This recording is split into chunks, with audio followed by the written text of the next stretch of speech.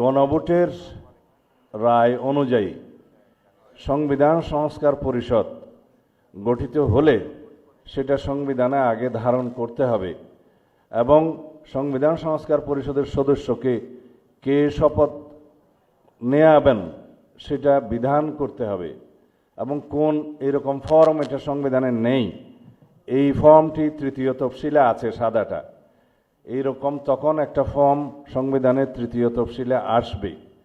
সেগুলো সাংবিধানিকভাবে জাতীয় সংসদে গৃহীত হওয়ার পরে তখন জাতীয় সংবিধান সংস্কার পরিষদের সদস্যদের শপথ নেয়ার বিধান করা যাবে।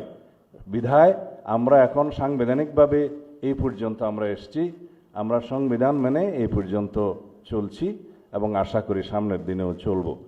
আমি মাননীয় চেয়ারম্যানের নির্দেশে ওনার উপস্থিতিতে আপনাদেরকে এই আমাদের দলীয় সিদ্ধান্তটা জানালাম। ধন্যবাদ সবাইকে।